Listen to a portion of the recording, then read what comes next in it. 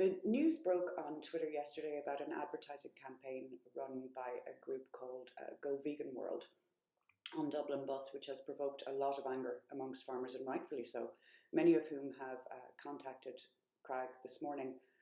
And the text of the ad reads, "Agriculture emits 37.1% of Ireland's GHG emissions. It's time to stop using animal products." Now, anyone is free to have an opinion on anything, but statements of fact need to be correct, and this one isn't. It's not difficult to find the source of the claim. The Environmental Protection Agency website states that agriculture is directly responsible for 37% of Ireland's emissions. This claim is not true either. Although interestingly, the EPA Director Laura Burke at COP27 this summer accused farmers of misleading people about agriculture and the role in climate change. And I would suggest, Ms. Burke, that people who live in glass houses really shouldn't chuck stuff about. I don't blame people for misunderstanding the role of agriculture in climate change when supposedly independent and impartial state and semi-state bodies are demonstrating that they are anything but that by the information that they put across and in what they do and don't tell people.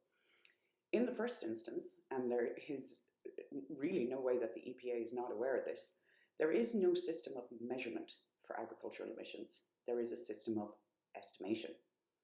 The bulk of agricultural emissions, some 65% of them, are made up of methane from ruminants. These are estimated, not measured, in a Tier 2 bracket under the Intergovernmental Panel on Climate Change rules, which acknowledges that it could be correct by anywhere between 20 to 50%. Research by Vista Milk last year showed that methane emissions from dairy cows were overestimated by 18%. That's a really big overestimation. So if I, as an everyday person, presented a numerical fact to the general public without ever mentioning that I had not measured the number, but instead merely estimated it, and I knew before I released that information that there was a very high likelihood that it was significantly inflated over and above the true number, this would be roundly criticised. Allowing a semi-state body with a duty of care to be impartial to do exactly that with zero accountability is unacceptable, in my opinion. And it fuels advertising campaigns which promote misinformation about the activities of a group of private Irish citizens. Secondly, we have a production-based system of international accounting, which means that the emissions are counted in the sector and the country in which they are actually produced, except for agriculture, land use and forestry. In the case of agriculture, CO2 removals and emissions are not counted at all. They don't appear anywhere on any inventory or report. This is called equivalency accounting.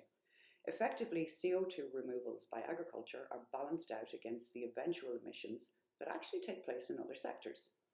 So transport, biofuels, residential emissions from eating food. So they don't need to be estimated or listed under this accounting system. The same applies to emissions from burning biomass for energy where they come from forestry. Because it isn't listed anywhere, it's quite difficult to put numbers on the volume of emissions produced by other sectors that are effectively hidden in agriculture. So Edwina Love, speaking at the Oireachtas last summer, suggested that energy get to offset somewhere in the region of 3.5 million tonnes of CO2 in forestry every year. The bulk of biofuels in Ireland comes from cattle tallow made from carcass, and it's important to note that farmers generally only receive money from the meat. They don't receive payment for the carcass.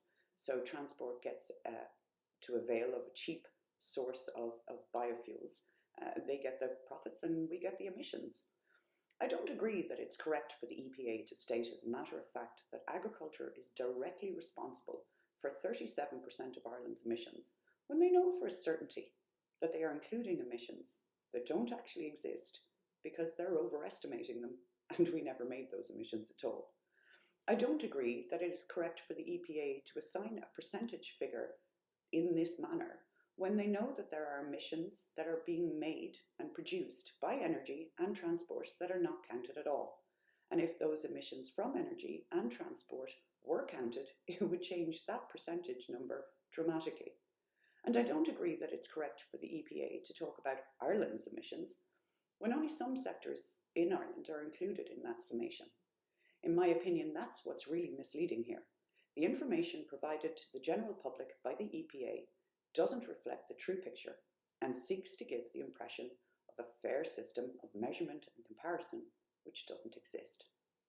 So while I might question the funding behind what appears to be a multi-million euro campaign of billboards and now bus advertising throughout the country, and while I might speculate about what return on investment the people providing those millions might expect to receive in the future, and while I definitely question the secrecy involved in that funding and what the purpose behind it might actually be, the biggest problem to my mind is this.